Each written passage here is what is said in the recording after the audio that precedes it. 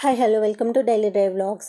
కొత్తగా ఎవరైనా ఇల్లు కొన్నప్పుడు ఆ ఇంటికి మున్సిపల్ డోర్ నెంబర్ అనేది కంపల్సరీ అవసరం. సో ఒక అప్లికేషన్ మున్సిపాలిటీలో ఇవ్వాల్సి ఉంటుంది. అప్లికేషన్తో పాటు సబ్మిట్ చేయవలసిన documents sale deed, link document, building permission, house colour photo, income rent certificate, affidavit and మీ ఆధార్ కార్డు.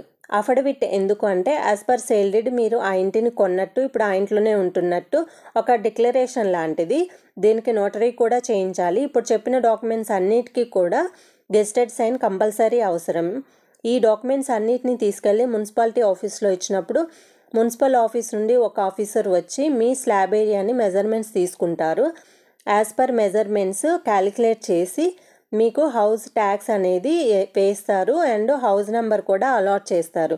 ఈ ఇన్ఫర్మేషన్ అందరికీ షేర్ చేయండి, లైక్ చేయండి. మీరు లైక్ చేయడం వల్ల ఎక్కువ మందికి రీచ్ అవుతుంది. సబ్స్క్రైబ్ కూడా చేయండి. Thank you.